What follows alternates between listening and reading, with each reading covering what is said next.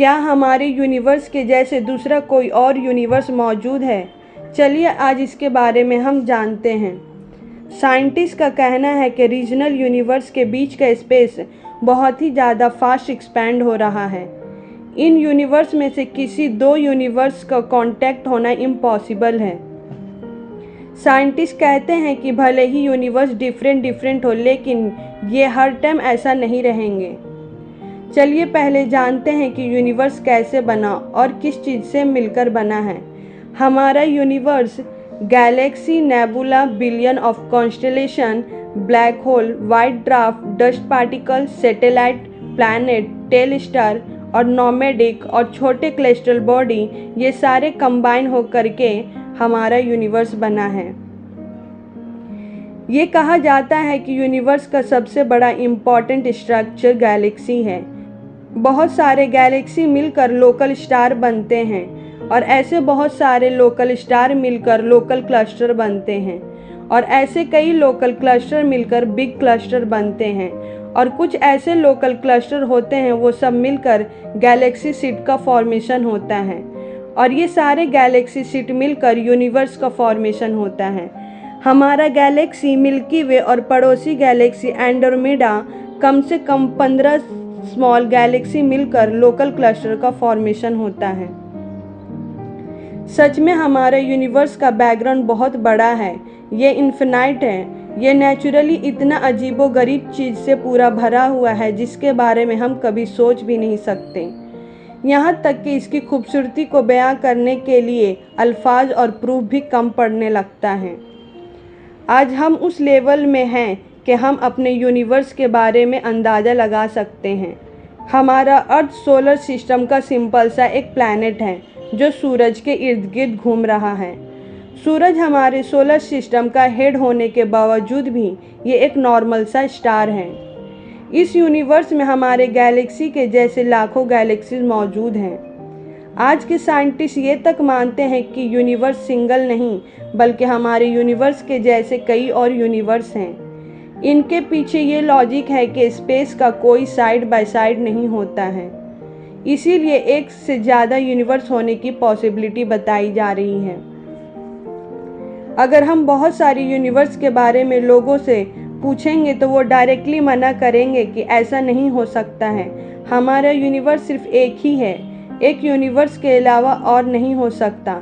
लेकिन लॉजिकली ये भी कहना सही है कि अभी तक किसी और यूनिवर्स के होने की कुछ हमें प्रूफ नहीं मिले हैं। लेकिन क्वेश्चन ये उठता है कि हमारा यूनिवर्स बना कब, कैसे बना, ये कितना बड़ा है और इसके बारे में हम सही से अभी तक पता नहीं लगा पाए हैं। तो दूसरे यूनिवर्स के होने की मौजूदगी को हम कैसे झुठला सकते हैं? आखिर हम ये कैसे बोल सकते हैं कि हमारा यूनिवर्स सिर्फ इकलौता यूनिवर्स है? निकोलस कॉपर्निकस ने सबसे पहले ये बताया था कि हमारा अर्थ सूरज का चक्कर लगाता है, लेकिन हमारा अर्थ यूनिवर्स के हब में नहीं है। फिर जॉर्डन ब्रूनो ने बताया कि हमारा सूरज एक स्टार है और यूनिवर्स में अनकाउंटेबल स्टार हैं। उन्होंने ये भी कहा कि आसमान इन्फिनाइट है और यूनिवर्स में हमारे सोलर सिस्टम के जैसे और भी सोलर सिस्टम मौजूद हैं।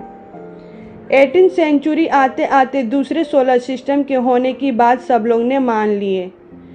मॉडर्न टाइम में जब हमारे यूनिवर्स का ओरिजिन बिग बैंग थ्योरी का खोज किया गया था, तब लोगों को ये लगा था कि हो न हो हमारे गैलेक्सी ही यूनिवर्स का सेंटर है, जो कि ये एक मैसिव एक्सप्लोजन के वजह से सेंटर बना। लेकिन ऐसा नहीं था।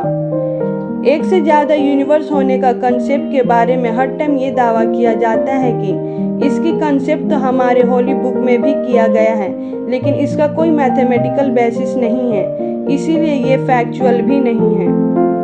वही जो अभी प्रेजेंट टाइम में साइंटिस्ट बहुत सारे यूनिवर्स होने की दावा करते हैं, ये सब एविडेंस उनके पास मैथमेटिक्स के बेस पे होता है।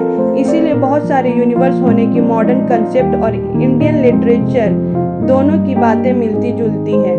साइंटिस्ट के अकॉर्डिंग एक से ज़्यादा यूनिवर्स होने की बात सबसे पहले अमेरिकन फिलोसोफर और साइकोलॉजिस्ट विलियम जेम्स ने ईयर 1895 में कहा था। उन्होंने मल्टी यूनिवर्स के लिए सबसे पहला वर्ड मल्टीवर्स यूज किया है, लेकिन आज का कंसेप्ट विलियम जेम्स के कंसेप्ट से ज़्यादा फैक्चुअल है। मल्टी यूनिवर्स होने की पॉसिबिलिटी 20th सेंचुरी में बहुत ही कम हुई है। हमारे यूनिवर्स के बारे में ऐसा कहा जाता है कि इसकी फॉर्मेशन आज से पहले 13 बिलियन एंड 70 मिलियन ईयर्स पहले बिग बैंग नाम के मैसिव एक्सप्लोजन से हुआ था।